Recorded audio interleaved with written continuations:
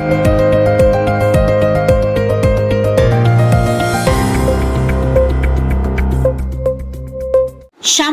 সময়ে দেশে গণপিটুনি দিয়ে হত্যাকাণ্ড কিভাবে বেড়েছে তা উঠে এসেছে মানবাধিকার সংস্থা আইন সালিশ কেন্দ্রের আশোক এর পরিসংখ্যানে।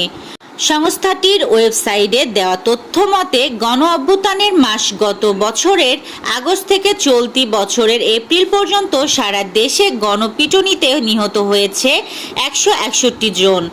গত বছরের শেষ 5 মাসে 96 জনকে গণপিটুনি দিয়ে হত্যা করা হয়েছে, আর চলতি বছরের প্রথম 4 মাসে 65 জনকে হত্যা করা হয়েছে। আশোকের তথ্য মতে গণ অভ্যুত্থানের মাস আগস্টেই গণপিটুনিতে নিহত হন 21 জন। পর্যায়ক্রমে সেপ্টেম্বরে 28, অক্টোবরে 19, নভেম্বরে 14, ডিসেম্বরে 14, জানুয়ারিতে 16, ফেব্রুয়ারিতে 11, মার্চে 20 ও এপ্রিলে 18 জন নিহত হন।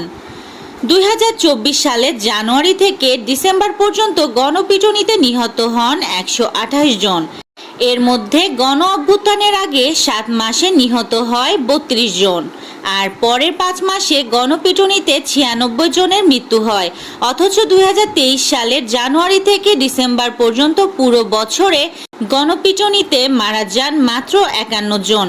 এর আগের বছর 2022 সালে মাত্র 36 জন, 2021 সালে 28 জন ও 2020 সালে 35 জন। তথ্য অনুযায়ী গত 9 মাসে শুধুমাত্র গণপিটুনিতে নিহত হওয়াদের মধ্যে শুধুমাত্র ঢাকা বিভাগে গণপিটুনিতে 74 জনের মৃত্যু হয়েছে। এছাড়া খুলনা বিভাগে 13, রাজশাহীতে 16, চট্টগ্রামে 24, বরিশালে 16, ময়মনসিংহে 5, সিলেটে 5 জন। অপরাধ বিজ্ঞানীরা বলেছেন, দেশে যখন সামাজিক ও রাজনৈতিক অস্থিরতা চরম পর্যায়ে চলে যায় তখনই গণপিটুনির মতো ঘটনা বেড়ে যায়। এছাড়া এ ধরনের ঘটনার সঙ্গে জড়িতদের যখন আইনের আওতায় আনা না হয় তখন এসব ঘটনা আরও বেড়ে যায়। গতকাল ঢাকার দারুস সালামের আহমদনগরে হাড্ডিপট্টি এলাকায় পিটিয়ে 2 যুবককে হত্যা করা হয়েছে। এদিন বেলা 12টার দিকে 2 যুবক ওই এলাকায় যাওয়ার পর স্থানীয়রা ক্ষিপ্ত হয়ে পিটুনি দিলে ঘটনাস্থলেই তারা মারা যায়। এর আগের দিন ওই এলাকায় মাদক বিরোধী অভিযান ছিল। একদিন পরেই স্থানীয় কয়েকশো মানুষ গণপিটুনি দিয়ে 2 জনকে হত্যা করে। নিহত 2 জনের মধ্যে একজনের নাম তানভীর, বয়স 25 বলে জানা গেছে। অন্যজনের নাম পরিচয় জানাতে পারেনি পুলিশ, তবে তারা মাদক কারবারি ও ছিনতাইকারী বলে জানিয়েছে পুলিশ। তদন্ত সংশ্লিষ্টরা জানিয়েছে, দারুস সালাম থানা পুলিশ শুক্রবার আহমদনগরের হাড্ডিপট্টি এলাকায় মাদক বিরোধী অভিযান চালায়। অভিযানে 5 কেজি গাঁজা সহ 2 জনকে গ্রেফতার করা হয়। রাতে মাদক ব্যবসায়ীদের ধরে নিয়ে আসার পর ওই এলাকায় স্থানীয় মানুষের মধ্যে উত্তেজনা তৈরি হয়।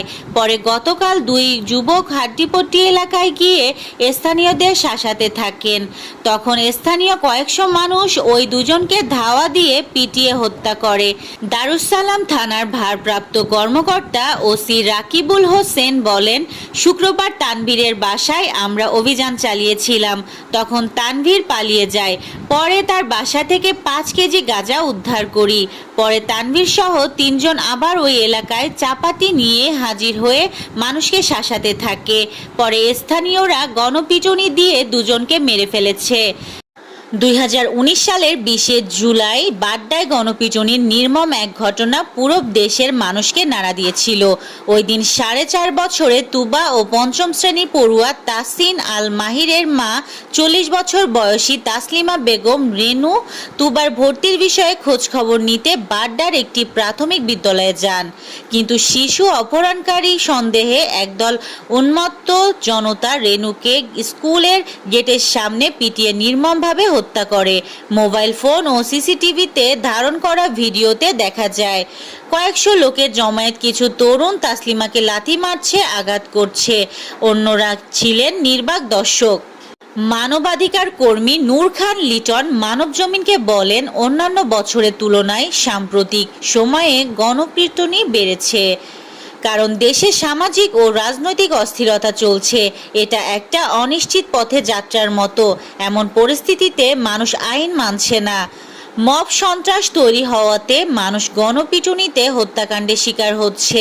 দুর্ভাগ্যজনক হলেও সত্য, এর বিরুদ্ধে সরকার কার্যত দৃঢ়তার সঙ্গে পদক্ষেপ গ্রহণ করছে বলে নজির পাওয়া যাচ্ছে না। মুখে মুখে অনেক কথা বলছে, কিন্তু প্রকৃতপক্ষে এ ধরনের সন্ত্রাস বন্ধ করার জন্য যেসব পদক্ষেপ নেওয়া দরকার সেটি অনুপস্থিত। সমাজ ও অপরাধ বিজ্ঞানী ডক্টর তৌহিদুল হক মানবজমিনকে বলেন, গণপিটুনিতে মৃত্যু বাংলাদেশে প্রতিনিয়ত বাড়ছে এবং সেটি নিয়ন্ত্রণ করা কঠিন হচ্ছে। পাশাপাশি এটাকে নানাভাবে বৈধতা দেওয়ার চেষ্টা করা হচ্ছে। কেউ যদি পরিকল্পিতভাবে কাউকে হয়রানি, শারীরিক আক্রমণ করতে চায়, তবে কোনো একটা অভিযোগ তুলে কিছু লোক একত্রিত হয়ে তাকে যদি মেরেও ফেলে, তবে একটা সময় আইনগত সুরাহার বিষয়টি বের করা কঠিন হয়ে পড়ে। তখন সামনে চলে আসে ওরা কারা ছিল, কিভাবে শনাক্ত করা যাবে, সাক্ষী কে দিবে, এমন বিষয়। যদি উদ্দেশ্য প্রণোদিতভাবে গণপিটুনি দিয়ে কাউকে মেরে পার পেয়ে যায় এবং বিচার না হয়, তবে এর রেশ বাড়তে থাকে। তিনি বলেন, কেউ অপরাধ করলে আইন শৃঙ্খলা রক্ষাকারী বাহিনী সেটা সমাধান করবে। আর একটা বিষয় হলো, হঠাৎ করে গণপিটুনির ঘটনা ঘটে, আবার পরিকল্পিতভাবে ঘটে। হঠাৎ করেই হোক বা পরিকল্পিতভাবে হোক, গণপিটুনির সঙ্গে জড়িতদের আইনের আওতায় আনতে হবে। Yasmin Akhtar, desk report, Surma TV 24।